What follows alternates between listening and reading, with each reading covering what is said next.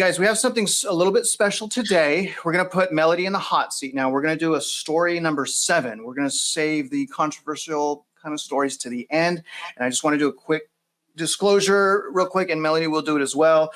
She's going to go into what happened with Trump.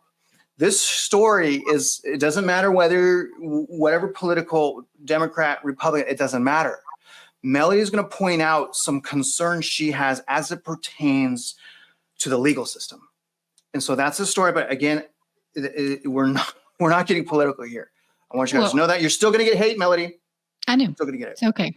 But I feel like, I think we're all going to take this story really together, right? I'll intro it and we'll all do a couple of minutes round robin on it. But I just, guys, I want to say that as we started preparing for this show and talking to each other, we felt like we couldn't ignore the biggest news story of the week. I got the news while I was at a conference, and I have to tell you, I was pretty shocked. Again, this is not what we want to try and do is give you, factual information and also tools on how to kind of navigate this, because in many ways, I think this is a red herring, an orange herring. It's trying to distract us. It's trying to evoke emotions from you guys, one way or the other, so that you can be distracted with what's actually going on. To the most meaning, the economy, the money you're earning, the money you're spending, that taking care of your family, and your inability to afford a home, your inability to afford groceries. And so these are the things that are most important to Americans when they go and they rate what's the most important thing to them. It's the economy. But what's happening instead is these stories are being, sensationalized to trigger emotion. So you're not paying attention to what's happening to the things that matter most. And so that is why we really felt we had to take the story. We had to discuss it, but we put it at the end so that, if folks didn't want to listen or that they wouldn't have to, because it is a very divisive topic. But guys, the fact of the matter is that this was a creative legal argument, and Trump was convicted on 34 counts. He is now a felon unless that conviction is overturned. So what folks, I think a lot of people believe that even the Republicans don't want Trump as a candidate. And that, and again, I can't verify this, but these are things that we're hearing and we're reading. And so we'll share them with you. But that in reality, that a lot of this verdict actually was being pushed by the Republicans is what some actually believe. And so again, just reporting the facts, and also for just kind of sentencing very close to the Republican, convention. So there's a lot going on here that, regardless of how you feel about him, it does feel as if our justice system is again being used and abused to carry out what a small group of people would like to happen versus act as the tool that we need, the judiciary. For our government to work, all of these bodies must be independent.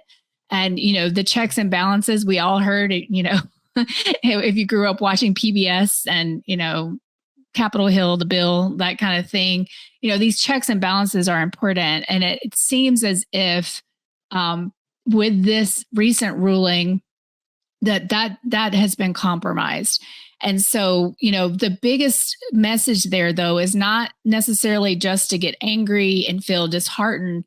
It's that we have to call our leaders and tell them what is important to us, and that these political shenanigans are not important. That it's more important that we are able to afford a home, a shelter, and to afford, food.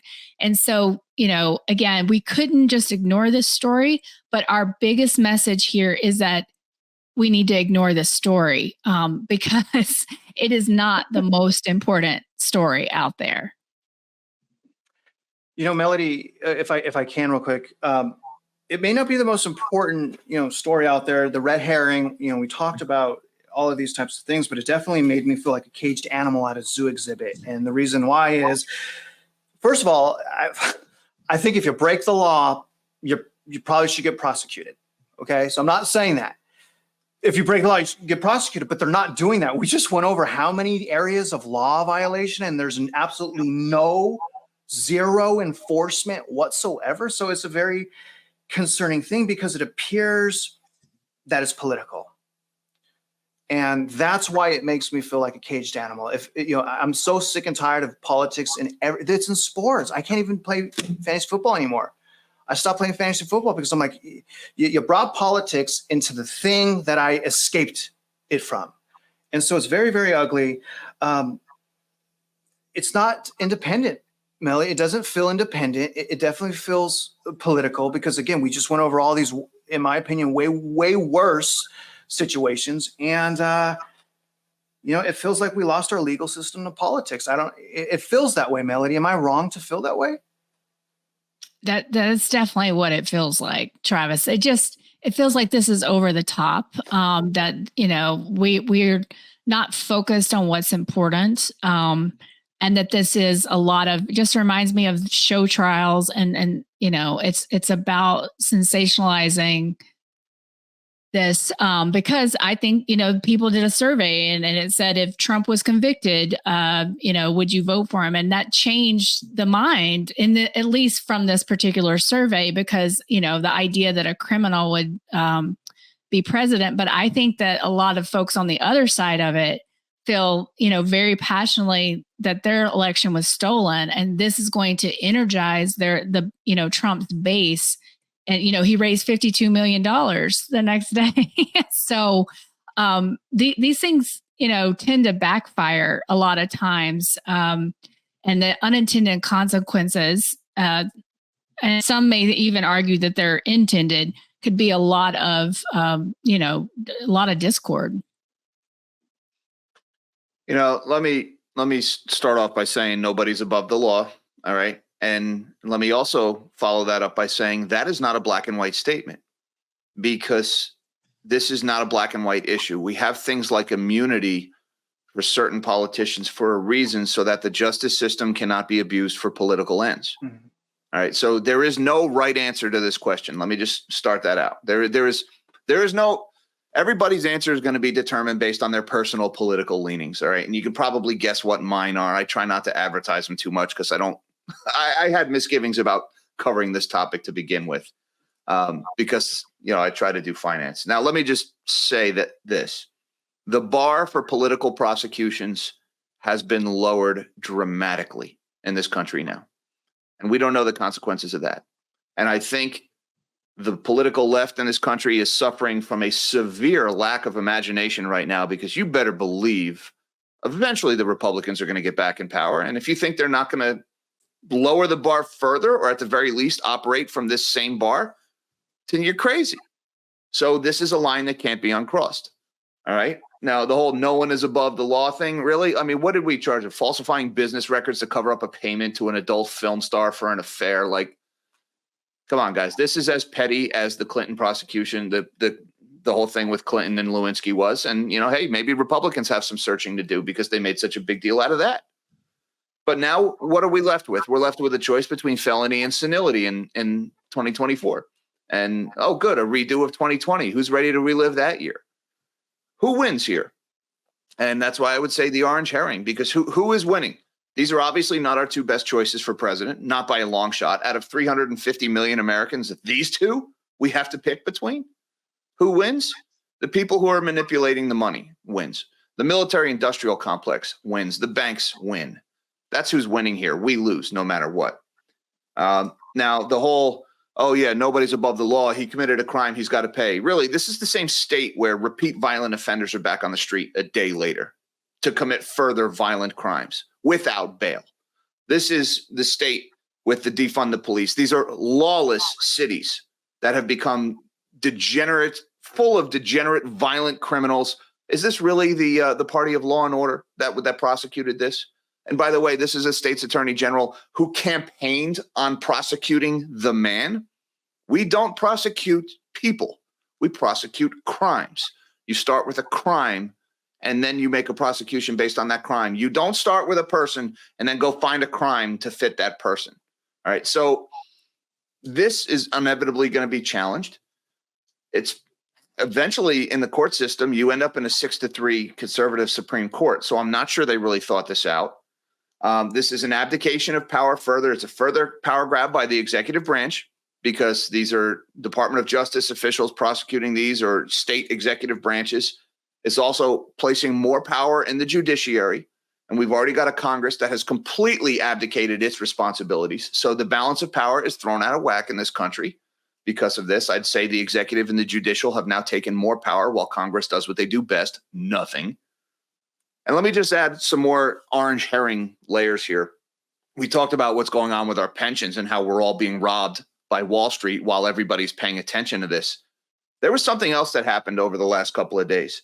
The Biden administration gave the approval for ATACMS missiles to be used against Russian targets inside Russia. Now, Russia has previously said that if we give the Ukrainians these long-range ATACMS missiles that can be fired from the HIMARS that we've given them, that would be a trigger for Russia declaring war on NATO. And Putin flat out said recently that if these ATACMS missiles strike inside Russia, that there will be a nuclear response from Russia. Vladimir Putin is not the kind of man you want to call his bluff. And he has flat out said, if these missiles hit my territory, I will nuke you. And we just gave the Ukrainians our blessing to do that while everybody is paying attention to this silly trial. We are, this was in Doomberg's interview yesterday, I saw on Liberty and Finance. We are sleepwalking into the abyss. And this is the story everybody is talking about. And this stuff is dangerous, guys. And I don't have the solution to it. But I would just close with, we get the leaders we deserve. So ultimately, this is on us. A couple questions, comments. Melody, here's the first one from RR. How do you feel about this comment, Melody? Keep the peasants distracted and entertained while Rome is burning. Is that a fair comment to make? Yeah, I definitely think those are the techniques at play here. And I mean, it's just, and keep them distracted and fighting one another is what I would say. Again, this is going to trigger an emotional response from people on both sides. And if you're emotional, oftentimes you're not thinking. And so I would definitely, yes, I would say it kind of accurately characterizes it. And Jack, can you go back to that one, Travis? That question, could you bring that back up real quick? Oh, dude, did we lose it? I lost it. All right, well, that looked like a subtle reference to the Roman poet Juvenal. Right, keep the people distracted. Panem circuses was the saying, right? Bread and games is basically keep the people distracted. You better believe that's what we're doing right now. Panem, the bread that they gave to the poor people so they'd shut up and stop complaining. There's your stimmies. And circuses, well, this political. You telling me this isn't a circus? I mean, this is the oldest trick in the book. Keep the plebs distracted, give them little bits of handouts, just enough that they stay dependent on you for a little bit more, distract them with some BS, red herring, orange herring, and they'll never notice what you're doing to them. Okay, I like it.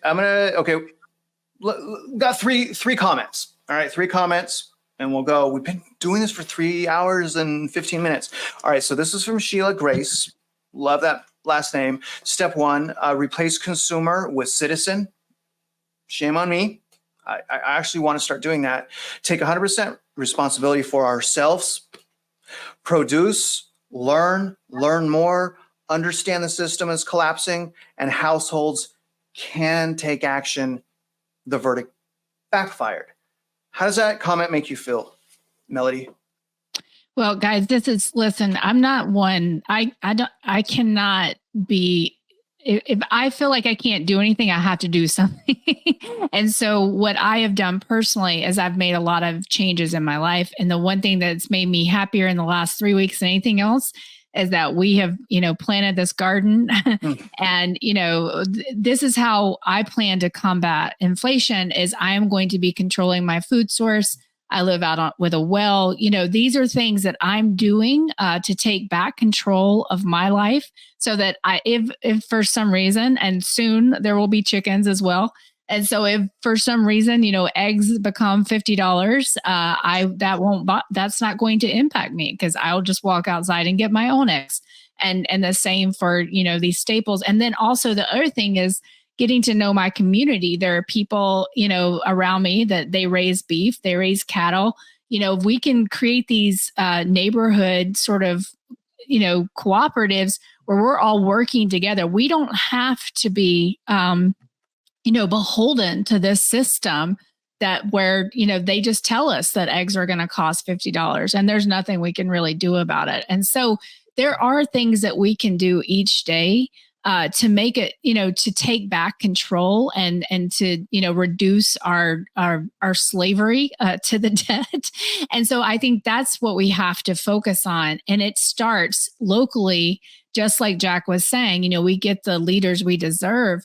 But in many ways, social media has made us stop talking to one another. It's made us, it's alienated us. We don't, and then we had all these people moving for COVID, and now we think that they're not our neighbors. But I guarantee you, if you just go next door, knock on the door, say hello, you're going to have way more in common than you think, even if that person is from the north and you think it's all their fault that home prices have gone up, or they're from California. I guarantee you, when the two of you start talking, you're going to have more in common. So please do not fall for this. Do not be a useful idiot. Do not become, someone who's going to act out of anger. Be productive. I say hope is not a strategy, it's an effort. And so, just take the next step in taking back control of your life. Melody, that was a amazing answer. I would caution you, be careful telling people about those eggs. You don't want people stealing your eggs now. Jack, I got a good one right here for you, man. I actually use this reference. Think of political parties as, I don't know, I'm almost verbatim. Look at political parties as WWE wrestlers, Hills versus Babyface, Undertaker versus Hulk Hogan. They're not really enemies. Their job is to tell a story to distract and entertain you. Once the camera is turned off, they're throwing back drinks because they're friends. What do you think about that comment, Jack? I think if President Biden wins re-election, I think they're going to lower interest rates and print money. And I think if Donald Trump wins re-election, he's going to lower interest rates and print money. And I think no matter what the asset owning class wins here, the inflation class wins. And I think that's probably one of the reasons why gold is sitting here within striking distance of an all-time high, because precious metals investors are starting to see that, and people are starting to move some of their wealth outside of the financial system to protect against that next move by central banks. That is going to happen independent of what happens in November. And, look, again, you can probably figure out where I lie on the political spectrum, but I think conservatives need to hold Mr. Orange accountable. He printed more money, or more money was printed on his watch than any other president. Interest rates were lowered on his watch, creating this inflation. He was badgering the Federal Reserve to lower interest rates to juice his stock market higher because he graded his performance on that. And, guys, I don't really see this making that big of a difference, to be honest with you. I think the end result, what really affects most people in their lives, right? There's the silly social issues that we bicker about in the team sport of politics. But at the end of the day, what really affects people's lives is what happens with the finances. And I think the election will not have that big of an impact on that. I really don't. Okay, because they're not really in charge. Maybe they're just puppets. It's just theater, as RR is saying here. It's just silly theater. And just one more comment, Melody, for the segment goes to you. This is from Lisa. The political situations are showing the cracks that have plagued democracy for decades. The problems have existed, but the public has been conditioned to it. Can you touch on that before we end this segment? Oh, I remember sitting in graduate school 20 years ago and saying, there's going to be a revolution. When you just looking at inequality back then. And, I think it's hilarious. I mean, it's not funny, but it's like looking at where we are now is so much worse. And so I think these themes this has been happening for quite some time. It's just now we're at I believe we're at a breaking point and an inflection point because that gap has just gotten so wide between the haves and the have-nots that our social order is being threatened. Okay, well, good stuff, guys. It was a great report, and that's a wrap. So let's conclude, you guys. I think we want to do a quick, round table, right? Just brief round table. Do you want to start, Jack? Maybe kind of just break down. Anybody who's still watching, who was here at the beginning and sat through 3 hours and 20 minutes of this, you are a freaking oaf. You deserve a God medal. bless you guys, if you made it this far, I love you. Please. Thank you, everybody, for your time. Thank you for listening to us. And again, the doom, it's pretty thick here because you don't get it anywhere else because they only give you the empty platitudes. Don't let it weigh you down. All right. There's going to come a time when you wish you had your current set of problems. So don't let it overwhelm you and don't get too dragged down by it. Try to remember to stop and smell the roses. Melody? Yeah. So I would just, I agree with Jack. Like there is so much coming at us there. Daily, just what that little knowledge bomb he dropped on me in the show. Because I hadn't seen that story either. I was traveling all day yesterday. Kind of made my heart skip a beat from what I know about that situation. So there is so much coming at us. Every minute we learn something that we would not have thought possible, honestly, a few years ago. So you have to stay steady. You have to be focused on the things that are important to you. And, that's your family, that's your friends, that's taking care of your basic needs. And again, I'm going to go back to my other comment and say, instead of just feeling sick or feeling anxious, go out and start creating connection and start talking to the folks in your community. I guarantee you. And honestly, something I've found in my life is if you go out trying to do kindness for others, you will find the kindness that you need, honestly. So if nothing else, maybe just walk out and say, I'm going to do a kind deed for somebody today. I guarantee you're going to create that connection and you're going to help with all that anxiety. And I'm just going to throw Lisa's comment up because I share it. My conclusion is we need to slow down and we need to support each other. I hope what the viewers understood during this video is how crooked, how corrupt the data is. It's very difficult as a citizen. I'm going to change consumer with citizen. It's very difficult as a citizen to know what to do next when the data isn't the same. The data keeps changing. And so I would really like to encourage people to learn how the game works and learn how to trust yourself.